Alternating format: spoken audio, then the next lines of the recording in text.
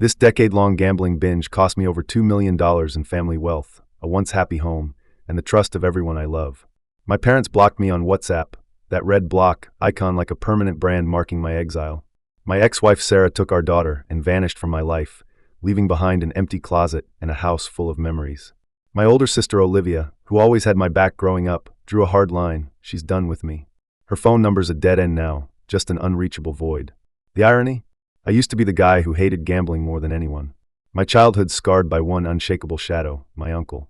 He wasn't a bad man, not before gambling got him. He'd buy me the latest toys, take me to amusement parks, hoist me on his shoulders to see the world from up high. But gambling changed everything. I remember him showing up at our house, begging for money, first a few hundred, then thousands. His eyes went from pleading to shifty to just empty, hollowed out by craving. I'll never forget that Christmas Eve. We were gathered around the fireplace, sharing turkey and mulled wine, when a violent crash came from outside. Two burly guys in black leather jackets barged in, reeking of booze, eyes mean. They were after my uncle, who'd racked up another huge loan shark debt. I hid behind Mom, peering through the door crack as they dragged him out of the neighbor's house, forcing him to kneel in the freezing snow. One of them pulled a glinting knife, pressed it to my uncle's fingers, and said if the money didn't show up, he'd learn what 10 fingers, 1 heart really meant. That was my first taste of raw, bone-deep fear. In the end, my grandpa, a quiet old veteran, saved the day. He tossed a leather envelope stuffed with his life savings onto the snow, staring down the thugs. "Take it and get out," he said, each word like steel. "If I see you again, you'll find out what this old man still got." From that day, gambling was the devil to me. It turned a kind uncle into a groveling coward, a family's Christmas into a nightmare, and ate up an old man's dignity and pension. I swore I'd never touch it. But life's script is always wilder than the one you write yourself. After college, I fell into a long, aimless rut.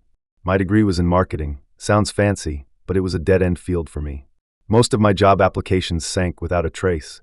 The few interviews I got offered insulting salaries. I thought too highly of myself to take entry-level gigs pouring coffee or kissing up to bosses. I told myself I was waiting for the opportunity, the one that had launched me to the top. That was just an excuse to dodge reality and appease my family. Truth is, I was lazy, spoiled rotten by my parents. They ran a decent-sized building materials company, not filthy rich, but enough to keep me comfortable. Every month, Mom wired me enough cash to live like a king. So I coasted as a jobless youth, wasting days on video games and hanging with friends, no plan for the future. At 24, I met Sarah at a friend's birthday party. She wasn't like the flashy girls I'd dated before. Quiet, with a soft smile and eyes that felt like a warm blanket. We hit it off, talking movies, music, dreams for the future. That night, I walked her home, and under a dim streetlight we kissed. It all happened fast, natural. A few days later, we moved in together. I'll be honest, I wasn't thinking marriage. I just loved being cared for by this gentle girl. Sarah kept my tiny apartment spotless, cooked amazing meals, slipped me hot milk when I gamed till dawn. But we were young, caught up in the heat of love, and completely ignored birth control. 2 months later, she stood in front of me with a pregnancy test, her face half joy, half panic. She was pregnant. That news was a bomb, obliterating my fantasies of freedom and waiting for the big break. Our parents swooped in, insisting we marry. Looking at Sarah, her belly growing, a strange sense of duty hit me. "Leo, you're a man. Step up." So we had a rushed wedding, got the license, went from lovers to spouses. The price of a shotgun wedding? You realize after the vows you barely know the person next to you. Pregnancy threw Sarah's hormones into chaos. She got touchy, quick to snap. Our fights piled up, always circling the same issue, my job or lack of one. "Leo, when are you going to get a job? The baby's coming, diapers, formula, school down the line. It all costs money." She'd sit on the couch, rubbing her belly, staring at me with disappointment. "My parents will cover it. What's the worry?" I'd brush her off. "You're living off their money, not yours. You're about to be a dad. How can you be okay mooching?" Her voice would climb. My brother-in-law David ran a solid construction company in Texas and offered me a job more than once. Start as a project manager's assistant, learn the ropes, eventually run my own show. He's a stand-up guy, but I couldn't stomach the idea. Texas was too far, and more than that, I couldn't handle working for family. It felt like charity. High salary? Pity. Low salary? Insult. The messy web of family favors scared me off. To dodge Sarah's nagging and our fights, I sank deeper into video games. Top-tier noise-canceling headphones shut out the world. In those virtual battlegrounds, I was a respected commander, an unbeatable hero. Whatever Sarah was saying in the living room, I couldn't hear. She'd yell, get tired, and the world went quiet. What I couldn't stand was her running to my family to snitch. She'd exaggerate my do-nothing lifestyle to Olivia.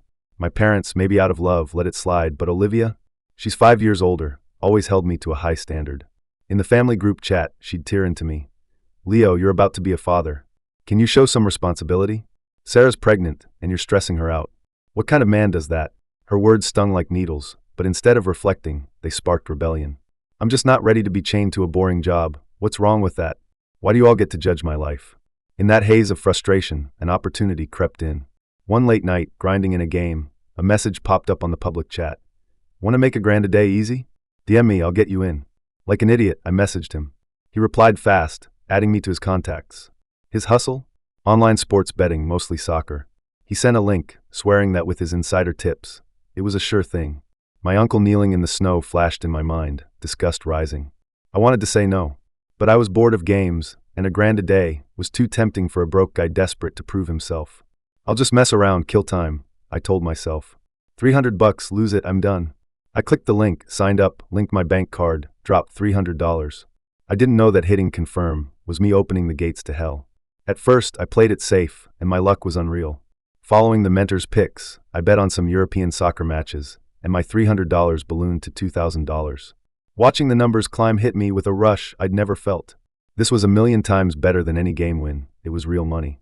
I felt like a finance genius, making wealth with a few clicks. I started pouring in more time and cash. I wasn't content tailing someone else's bets anymore. I wanted to be the mastermind. I downloaded sports data apps, spent hours analyzing team records, player stats, head-to-head histories, even the refs' tendencies. I built a complex system, convincing myself this wasn't gambling but data-driven investing. Sarah saw me scribbling on my laptop and thought I was finally job hunting. Her face softened, tensions eased. Around then, our daughter was born. The joy of being a dad was real, but so was the crushing financial pressure. My cash dried up fast, so I turned to Olivia. I spun a lie.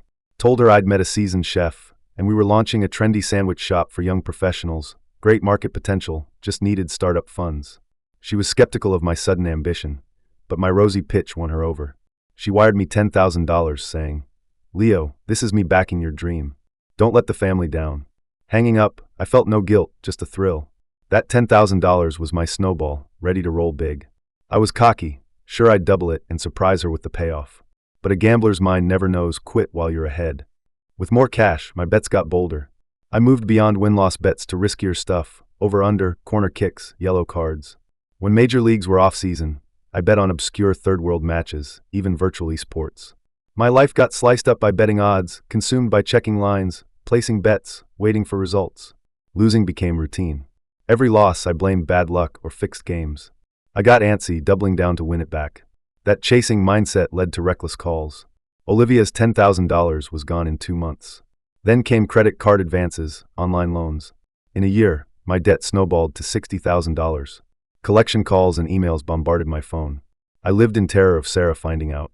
I couldn't meet her eyes, dodged talks about household costs. When she asked about the sandwich shop, I mumbled vague excuses. The truth caught up. A loan company mailed a collection notice to the house, and Sarah saw it. That day, our worst fight exploded. She held the letter, shaking, tears streaming. 60 grand. Leo, what the hell is this? Under her grilling, I broke. I knelt, sobbing, swearing I'd quit. I expected her to be done with me, to demand a divorce. But she didn't. She hugged me, crying. We'll figure it out. We'll pay it off and live right. To save our family, we had no choice but to turn to my parents. That night, sitting in their living room, the air was suffocating. Mom cried hearing my story. Dad, a tough ex-soldier who despised weak men, smoked silently, his disappointment crushing. Finally, Mom caved. We'll pay it off, call it a lesson. Leo, write a promise. One more time, and you're not our son. They tapped their company's funds to clear my debts. I felt unburdened, reborn. I held Sarah, deleted every betting app, erased all traces. I told myself it was over, time for a new start. In 2019, after clearing the debt, I stayed clean for half a year. I tried being a good husband and dad, walking with Sarah, changing diapers, handling chores. Her smiles came back. She thought the deadbeat had turned around. But deep down, I knew the gambling beast wasn't dead, just dormant. At night, the thrill of high-stakes bets, the high of winning, haunted me. Normal life, slow, steady work, felt tedious, unsatisfying. I craved a new venture, something for quick financial freedom. A gamer friend suggested I use my skills to start a gaming studio, power leveling or esports coaching. It sounded cool, legit, and fed my hunger for shortcuts. I pitched the business plan to Olivia, hoping for funding. I was honest this time, laying out the gaming industry's potential and my vision. But the phone went silent. "Leo," she finally said, voice ice cold. "Remember your last pitch? The sandwich shop. 10 grand, and I never saw a receipt. Now a gaming studio? Sorry, not a dime more. Don't talk money with me until you pay back the 10. Her words doused my excitement and lit a fire of resentment. I couldn't get why my own sister was so harsh. I saw my cousin's sister casually drop 30 grand on a car for her brother, but me? Humiliated over 10 grand for my career. A twisted need to win drove me. You don't believe in me? I'll show you you're wrong. Bypassing family, I hit up online loan platforms again.